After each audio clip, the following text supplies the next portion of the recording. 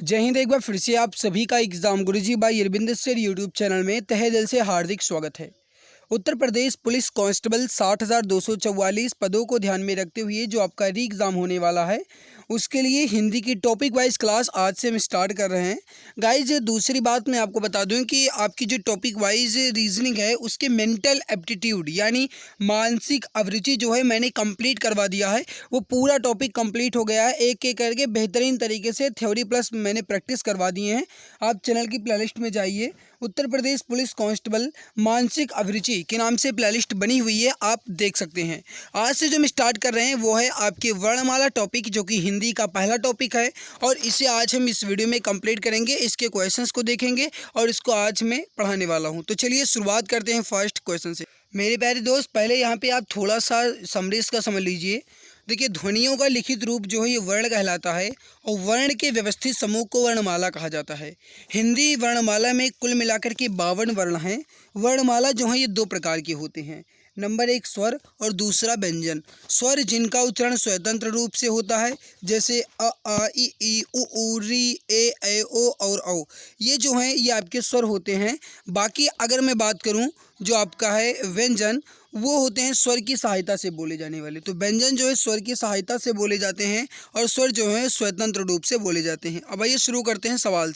Guys मैं level wise complete करूंगा, यानी लेवल 1, लेवल 2, लेवल 3, यानी लेवल वाइज मैं क्वेश्चंस को कंप्लीट करूंगा। लेवल 1 में पहला सवाल, निम्न में से अंतास्थ व्यंजन कौन सा है? इसका आंसर आप बताएंगे। इसमें से अंतास्थ व्यंजन कौन सा है? क्वेश्चन जो है काफ़ी ज़्यादा इंपॉर्टेंट है। बताइए राइट उत्तर यहाँ पे क्या हो जाएगा। क्वेश्चन नंबर फर्स्ट,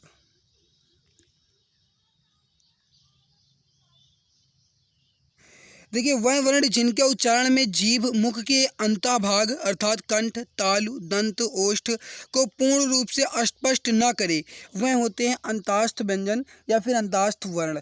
तो राइट हो जाएगा आपका ऑप्शन नंबर सी। वह जो है आपका ये आपका अंतास्थ है। इसके अलावा कहा जाए तो आपका या ये भी अंतास्थ है, रा ये भी है और ला ये भी है। तो या, रा, ला और वह जो है अंतास्थ व्यंजन होते हैं।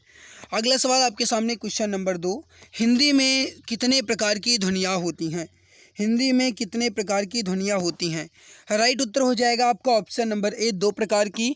हिंदी में 2 प्रकार की ध्वनियाँ होती हैं, एक स्वर और दूसरा व्यंजन। अगला सवाल क्वेश्चन नंबर 3, स्वर किसका भाग होता है? बताइए सही आंसर क्या हो जाएगा। स्वर जो है किसका भाग होता है? राइट उत्तर हो जाएगा क्वेश्चन नंबर 3 का ऑप्शन नंबर सी, वर्ण का। Option number C correct answer हो जाएगा।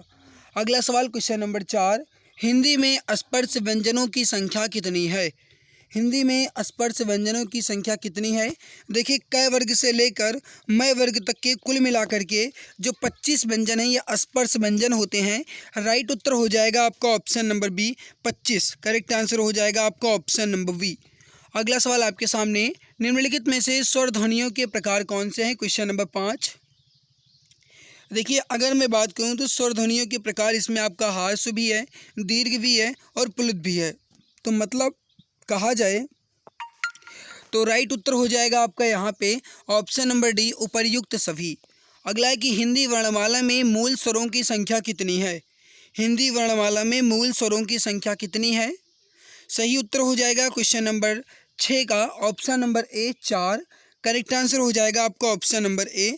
मूल जो स्वर हैं वो आपका 4 है, अ ई उ और री। तो ए ई उ री जो है आपका ये मूल स्वर होता है। अगला है कि हिंदी वर्णमाला में अंक और आह क्या कहलाते हैं? देखिए, हिंदी वर्णमाला में अंक और अह जो हैं ये अयोगवाह कहलाते हैं। वह वर्ण जो ना तो स्वर हों और ना ही व्यंजन, उन्हें अयोगवाह कहा जाता है। राइट उत्तर हो जाएगा आपका डी आंसर। ए का उच्चारण स्थान कौन सा है? ए का उच्चारण स्थान कौन सा है? राइट उत्तर हो जाएगा आपका ऑप्शन नंबर डी, कंठ तालव्य। ऑप्शन डी करेक्ट आंसर हो जाएगा कंठ तालव्य। वह व्यंजन जिनके उच्चारण में कंठ तालव्य का संयोग होता है वह होते हैं कंठ तालव्य। और मेरे प्यारे भाई, राइट उत्तर जो हो जाएगा आपका ये हो जाएगा ए और इसके अलावा अय, ये आपका जो है कंठ तालव्य होते हैं। ठीक है। अगला सवाल आपके सामने, निम्नलिखित में से पश्च स्वर कौन सा है? क्वेश्चन नंबर 9 है, निम्नलिखित में से पश्च स्वर कौन सा है? राइट उत्तर हो जाएगा आपका ऑप्शन नंबर वी, उ। उ जो है आपका ये पश्च स्वर है। राइट आंसर हो जाएगा आपका ऑप्शन नंबर बी। अगला सवाल, क्वेश्चन नंबर 10 है, री को आप क्या कहेंगे? कहने का मतलब है री जो है क्या है? स्वर है, व्यंजन है, अक्षर है या फिर वर्ण है? राइट उत्तर हो जाएगा क्वेश्चन नंबर 10 का क्वेश्चन नंबर 10 का राइट उत्तर जो हो जाएगा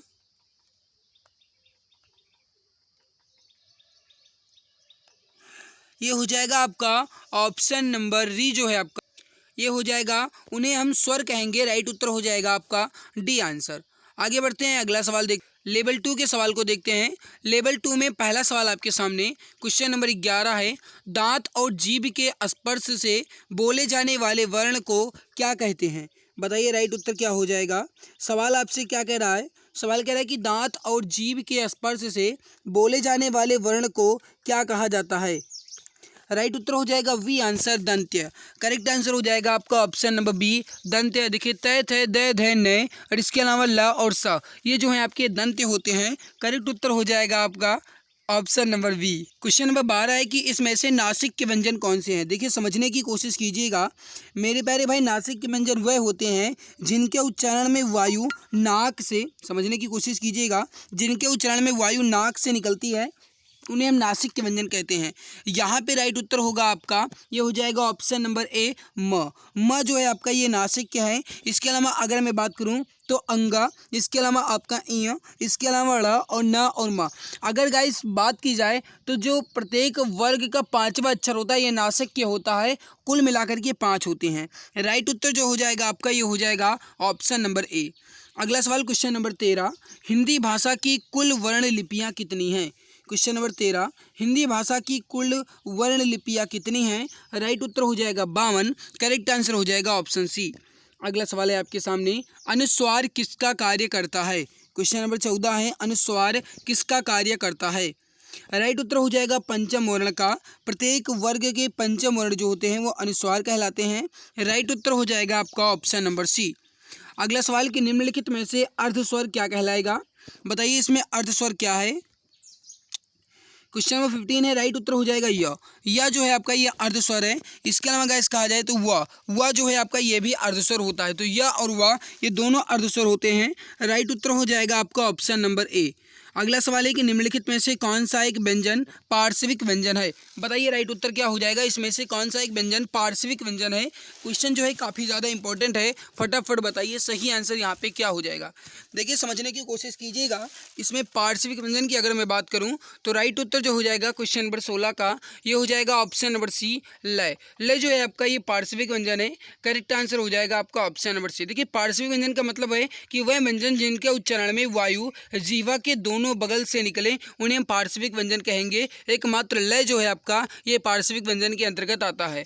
क्वेश्चन नंबर 17 है कि इसमें से कौन सा वर्ण अघोष है? बताइए इसमें से कौन सा वर्ण एक अघोष है? राइट उत्तर हो जाएगा आपका ऑप्शन नंबर ए, आ जो है आपका ये अघोष है। करेक्ट उत्तर हो जाएगा आपका ऑप्शन नंबर ए। अगला सवाल है आपके सामने, अनुनासिक का संबंध किससे है? अनुनासिक का संबंध किससे है? देखिए अनुनासिक जो होते हैं ये होते हैं नाक और मुंह दोनों से बोले जाने वाले। राइट उत्तर हो जाएगा आपका ऑप्शन नंबर सी। अगला है कि हिंदी के स्पर्श व्यंजन के 5 वर्गों के दूसरे और चौथे वर्ण क्या होते हैं? देखिए हिंदी के स्पर्श व्यंजन के जो 5 वर्ग हैं इसके दूसरे और चौथे वर्ण को महाप्राण व्यंजन कहा जाता है, जबकि पहले और तीसरे व्यंजन को अल्प प्राण कहा जाता है। तो हमसे पूछा गया है कि हमसे पूछा गया दूसरे और चौथे, तो ये हो जाएगा महाप्राण व्यंजन, वी आंसर राइट हो जाएगा। अगला सवाल है कि निम्नलिखित में से कौन सा ऊष्म वर्ण है? क्वेश्चन नंबर 20, निम्नलिखित में से कौन सा एक ऊष्म वर्ण है? राइट उत्तर हो जाएगा डी आंसर, हा जो है आपका ये ऊष्म वर्ण है। करेक्ट आंसर हो जाएगा डी आंसर। अगला है कि अंताष्ठ एवं ऊष्म वर्णों की संख्या कितनी है? समझने की कोशिश कीजिएगा। अंताष्ठ एवं ऊष्म वर्णों दोनों की आपसे पूछ रहा है। बताइए राइट उत्तर यहाँ पे क्या हो जाएगा। सही आंसर हो जाएगा सी आंसर हो जाएगा 8। करेक्ट आंसर हो जाएगा आपका ऑप्शन नंबर सी। राइट उत्तर हो जाएगा आपका ऑप्शन नंबर सी। तो मेरे प्यारे भाई समझने की कोशिश कीजिएगा। अगर ऊष्म की बात की जाए तो आपका सय, शय, शय और है ये आपका ऊष्म हो जाएगा। और अंताष्ठ की बात की जाए तो ये, रे, लय और वे, तो या र ल व स है। कुल मिलाकर के 8 जो हैं आपके ये ऊष्म और अंताष्ठ होते हैं। राइट उत्तर हो जाएगा आपका ऑप्शन सी। अगला है कि जब एक ही ध्वनि का द्वित्व हो जाए तब वह क्या कहलाता है? जब एक ही ध्वनि का द्वित्व हो जाए तो वह क्या कहलाता है? राइट उत्तर हो जाएगा उन्हें हम युग्मक ध्वनियाँ कहेंगे। राइट उत्तर हो जाएगा आपका ऑप्शन नंबर बी, युग्मक ध्वनियाँ। द्वित्व का मतलब है गाइस जैसे कहा जाए पप्पू, तो पप्पू आप यहाँ पर देखिए मैंने पप्पू में आपका जो आधा प है ये लगाया है। इसके अलावा अगर मैं बात करूँ जैसे आपका हो जाता है दिल्ली, तो दिल्ली में अगर कहा जाए तो लय आपका यहाँ पे आधा लगेगा। इसी प्रकार अगर मैं बात करूँ जैसे लल्लू, तो लल्लू में भी ला लगेगा। इसके अलावा कहा जाए उच्चारण, इसमें भी आपका ला लगे उच्चा लगेगा। अगला है कि इसमें से कौन सी ध्वनि महाप्राण नहीं है। महाप्राण प्रत्येक वर्ग के दूसरे और चौथे वर्ण को कहा जाता है और इसमें बताना है कि कौन सा महाप्राण नहीं है। राइट उत्तर हो जाएगा क्वेश्चन नंबर 23 का। समझने की कोशिश कीजिए पहले। देखिए ख आपका ये दूसरा है और क ख ग घ ये आपका चौथा है। च छ ज झ ये आपका चौथा है। ज जो है आपका ये तीसरा है, ये महाप्राण नहीं अल्प प्राण है। तो राइट उत्तर हो जाएगा आपका ऑप्शन नंबर सी, जय। अगला सवाल आपके सामने, उत्क्षिप्त व्यंजन का उदाहरण कौन सा है। बताइए राइट उत्तर क्या हो जाएगा। उत्क्षिप्त व्यंजन का उदाहरण कौन सा है। देखिए उत्क्षिप्त का मतलब जो होता है ये होता है फेंकना। मेरे प्यारे भाई ऐसे व्यंजन जिनके उच्चारण करते समय लगे कि जीभ जो है कुछ फेंक रही हो उन्हें हम उत्क्षिप्त व्यंजन कहेंगे। इसके अलावा उत्क्षिप्त को ताड़न जाति या द्विगुण व्यंजन भी कहा जाता है। तो ड जो आपका ड़ है ये आपका उत्क्षिप्त व्यंजन होता है। राइट उत्तर हो जाएगा आपका डी, आंसर करेक्ट हो जाएगा। अगला सवाल क्वेश्चन नंबर 25 है, या रा ल व किस वर्ग के व्यंजन हैं। बताइए राइट उत्तर क्या हो जाएगा। करेक्ट आंसर यहाँ पे क्या हो जाएगा। सही आंसर हो जाएगा आपका ऑप्शन नंबर सी, अंतास्थ। करेक्ट आंसर हो जाएगा ऑप्शन नंबर सी, अंतास्थ। तो अगला सवाल देखते हैं। अगला सवाल है, स ध्वनि का उच्चारण बताइए। स ध्वनि का उच्चारण स्थान बताइए। राइट उत्तर हो जाएगा आपका वी, आंसर तालव्य। इसके अलावा कहा जाए तो च छ ज झ, और इसके अलावा गाइस कहा जाए तो य, और इसके अलावा कहा जाए तो स।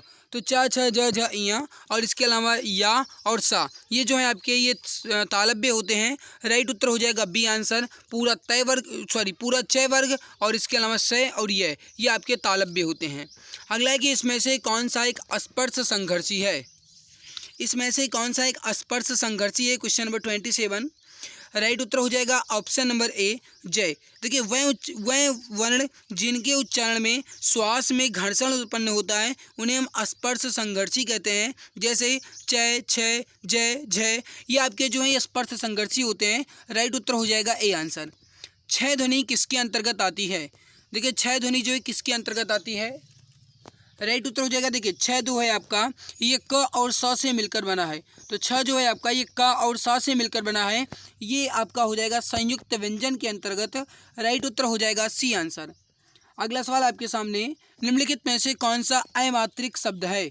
आपको बताना है अमात्रिक का मतलब है जिसमें मात्रा ना लगी हो। जैसे कारखाना में आ की मात्रा है, अमिताभ में आ और ई दोनों की मात्रा है, चहचहाना में आ की मात्रा है, कलड़ों में कोई भी मात्रा नहीं है, अमात्रिक शब्द है। दिया गया डी, आंसर आपका राइट उत्तर हो जाएगा कलड़ों। इसके अलावा कहा जाए तो कलम, इसके अलावा कहा जाए मेरे प्यारे भाई तो कलम हो गया, कलड़ों हो गया, चमन हो गया, ये सब आपके अमात्रिक शब्द होते हैं।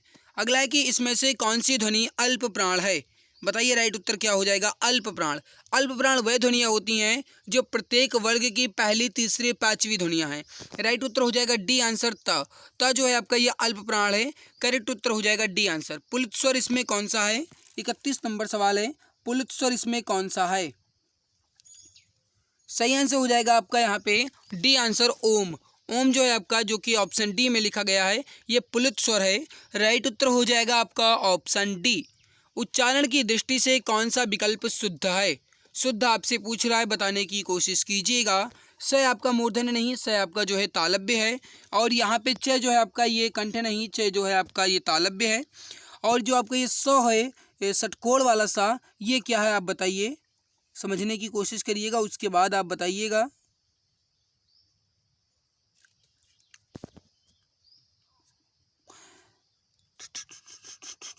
और देखिए यहाँ पे अगर बी की बात करें तो स जो है आपका दंत है, ये बिल्कुल सही है। साधारण सा जो है आपका ये दंत है, ये बिल्कुल सही दिया गया है।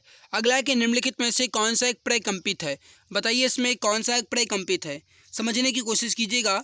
वह व्यंजन जिनके उच्चारण में जीवा में कंपन उत्पन्न हो उसे हम प्रकंपित कहेंगे, या फिर कहा जाए मेरे प्यारे भाई कि जिन्हें बोलते हुए हमें लगे कि जीभ हमारी लड़खड़ा रही है तो उसे हम कहेंगे प्रकंपित। यानी थोड़ी सी गाइस कहा जाए तो कंपने की आवाज़ आए, जैसे आप बोलिए रा, क्या बोलते हो आप रा, तो यहाँ पर र जो है आपका ये प्रकंपित हो जाएगा, डी आंसर राइट हो जाएगा। अगला है कि इसमें से कौन सा एक संयुक्त व्यंजन नहीं है। देखिए कुल मिलाकर के कहा जाए तो छ, त्रि, ज्ञ और स्रा, ये जो है आपकी चार होते हैं संयुक्त व्यंजन, जिसमें जिसमें आपका स्रा और ज्ञ और छ ये जो है आपके संयुक्त व्यंजन है, जबकि स जो है आपका ये संयुक्त व्यंजन नहीं है। तो राइट उत्तर हो जाएगा आपका option number A correct answer हो जाएगा। अगला सवाल है कि हिंदी स्वरों का वर्गीकरण जब जीभ के भाग के आधार पर किया जाता है तो निम्नलिखित में से कौन सा भेद इसके अंतर्गत नहीं आता। देखिए अग्र स्वर, मध्य स्वर और पश्च स्वर ये आता है, जबकि दिया गया आंसर विवृत स्वर जो है ये नहीं आता है। ये जीभ की स्थिति के आधार पर स्वर जो है तीन प्रकार के होते हैं, अग्र, मध्य और पश्च। ठीक है, मुखाकृति के आधार पर कहा जाए तो आपका विवृत हो जाएगा, डी आंसर राइट हो जाएगा। अगला है कि अर्ध विवृत स्वर इसमें कौन सा है, 36 नंबर सवाल। अर्ध विवृत स्वर इसमें कौन सा है, राइट उत्तर हो जाएगा बी आंसर। ए जो है आपका ये अर्ध विवृत है, करेक्ट आंसर हो जाएगा वी आंसर। टय वर्ग की उच्चारण की दृष्टि से किस प्रकार की ध्वनियाँ हैं। टय वर्ग उच्चारण की दृष्टि से किस प्रकार की ध्वनियाँ हैं। देखिए टैट है, डेड है, ये आपका मूर्धन्य है, करेक्ट उत्तर हो जाएगा सी आंसर मूर्धन्य। तो करेक्ट आंसर हो जाएगा आपका ऑप्शन नंबर सी। अगला सवाल आपके सामने, किन ध्वनियों को अनुस्वार कहा जाता है। किन ध्वनियों को अनुस्वार कहा जाता है। सही आंसर हो जाएगा स्वर के बाद आने वाली नासिक के ध्वनियों को अनुस्वार कहा जाता है। राइट उत्तर हो जाएगा आपका option number A correct answer हो जाएगा। अगला सवाल देखते हैं। अगला सवाल देखिए क्वेश्चन नंबर 39, किस शब्द में री स्वर नहीं है। देखिए इसमें आपको बताना है किस शब्द में री स्वर नहीं है। देखिए कृपा में आपका री लगा हुआ है, कृष्णा में आपका री लगा हुआ है, दृष्टि में आपका री लगा हुआ है, आज में कोई भी री नहीं है ना, तो बिल्कुल राइट होगा डी आंसर। अगला सवाल है, स्र एक संयुक्त व्यंजन है, इसमें किन दो वर्णों को सम्मिलित किया गया है। बताना है कि स्र जो है ये किन दो वर्णों को मिलाकर के बना है। क्वेश्चन नंबर 40 इंपॉर्टेंट सवाल। राइट उत्तर होगा आपका ऑप्शन सी, स जो आपका है तालव्य वाला, और इसके अलावा र ये जो है आपके ये स्र बनाते हैं। राइट उत्तर हो जाएगा आपका ऑप्शन नंबर सी। अगला है कि स्वरों के उच्चारण में लगने वाले समय को क्या कहते हैं। स्वरों के उच्चारण में लगने वाले समय को क्या कहते हैं। राइट उत्तर हो जाएगा डी आंसर मात्रा। करेक्ट आंसर हो जाएगा आपका ऑप्शन नंबर डी। अगला है कि उद्यान का शुद्ध वर्ण विच्छेद क्या होगा। उद्यान का शुद्ध वर्ण विच्छेद क्या होगा। सही उत्तर हो जाएगा आपका option number C correct answer हो जाएगा उ धन दे धन ये धन अ धन न धन आ। राइट उत्तर हो जाएगा आपका ऑप्शन नंबर सी, उद्यान ऑप्शन सी की तरह लिखा जाएगा। अगला है कि रय का विवरण है, मतलब रय जो है ये क्या क्या है, बताइए राइट उत्तर क्या होगा। 43 नंबर सवाल है, बताइए सही उत्तर क्या हो जाएगा। देखिए समझिएगा, रे आपका वर्तस्य होता है, रे आपका लुंठित भी है या प्रकंपित भी है, रे आपका सघोष है, अल्प प्राण है। राइट उत्तर हो जाएगा आपका ऑप्शन नंबर ए। अगला आपके सामने, सभी स्पर्श व्यंजन कौन से वर्ग में हैं। देखिए स्पर्श व्यंजन जो है ये प्रत्येक वर्ग के पांचों होते हैं, यानी क से लेकर माँ तक आपका जो है ये 5 जो होते हैं ये स्पर्श व्यंजन होते हैं। तो बताइए राइट उत्तर यहाँ पे क्या हो जाएगा। क्वेश्चन नंबर 44 है और इम्पोर्टेंट सवाल है।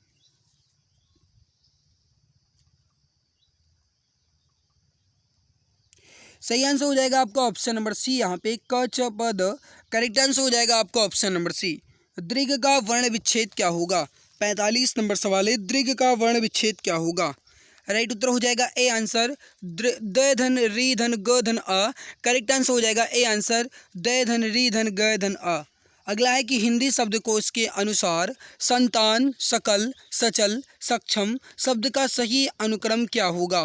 कहने का मतलब है शब्दकोश के अनुसार कौन सा शब्द किस प्रकार आएगा, बताइए राइट उत्तर क्या हो जाएगा। सही आंसर हो जाएगा आपका, देखिए संतान पहले आपका आएगा, फिर सकल आएगा, फिर सक्षम आएगा और फिर सचल आएगा। राइट उत्तर हो जाएगा डी आंसर आपका करेक्ट आंसर हो जाएगा। अब ये आएगा कैसे वो आप जानते ही हैं, सय के धान साथ में आ आएगा, फिर आएगा आपका नय, फिर आएगा आपका त, फिर आएगा आपका आ, फिर आएगा नय, फिर आ। इसी तरीके से आप इसका वर्ण विच्छेद करेंगे, उसके बाद इसको क्रम के अनुसार लगाएंगे तो डी आंसर की तरह बनेगा। अगला है कि स्वर तंत्रियों में कंपन के आधार पर हिंदी वर्णमाला में व्यंजनों के कौन से दो वर्ग बनते हैं?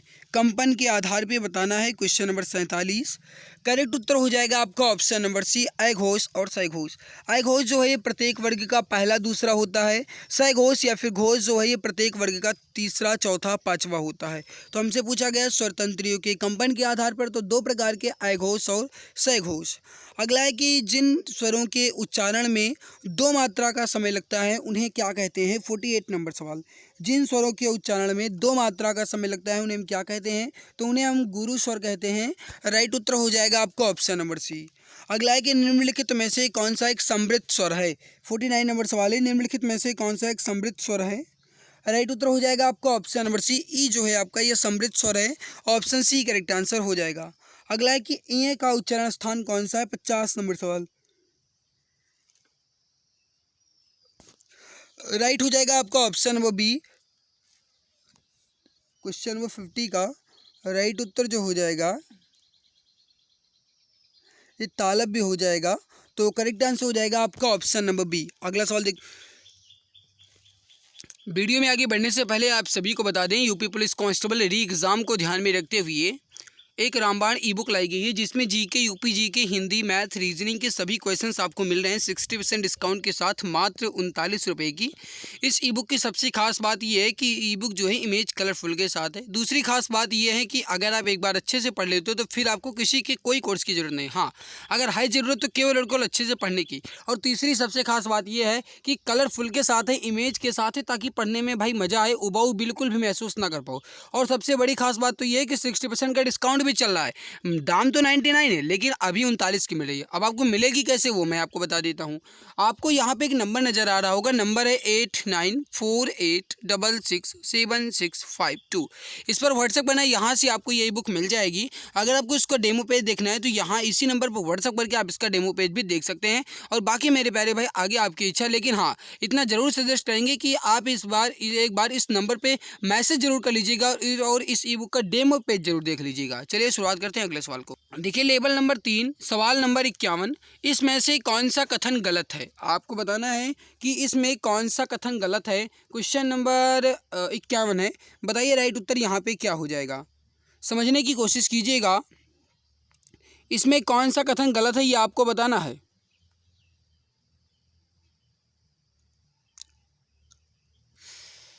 सही आंसर जो हो जाएगा आपका, यहाँ पे समझने की कोशिश कीजिएगा, सही आंसर जो हो जाएगा आपका ये हो जाएगा डी आंसर। व्यंजन वर्णों के उच्चारण में स्वरों के उच्चारण से दोगुना समय लगता है,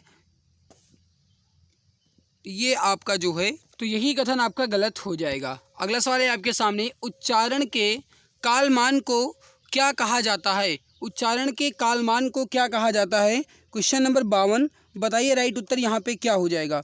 उच्चारण के कालमान को क्या कहा जाता है? सही आंसर हो जाएगा डी आंसर, मात्रा। उच्चारण के कालमान को मात्रा कहा जाता है। सही आंसर हो जाएगा आपका ऑप्शन नंबर डी। अगला सवाल क्वेश्चन नंबर 53 आपके सामने। सवाल कह रहा है कि निम्नलिखित में से उच्चारण स्थान के आधार पर कंठ से लेकर विवर में उच्चारित व्यंजन ध्वनियों का सही अनुक्रम क्या है? क्वेश्चन नंबर 53 इंपॉर्टेंट सवाल है। राइट उत्तर हो जाएगा आपका ए आंसर, कंठ, तालव्य, वर्तस्य, दंत और ओष्ठ। राइट उत्तर हो जाएगा आपका ऑप्शन नंबर ए। अगला सवाल है कि भाषा विज्ञान की दृष्टि से ऊ किस प्रकार का स्वर है? बताइए राइट उत्तर यहाँ पे क्या हो जाएगा। सही आंसर हो जाएगा पश्च समृत। डी आंसर आपका राइट उत्तर हो जाएगा पश्च समृत। करेक्ट आंसर हो जाएगा डी आंसर।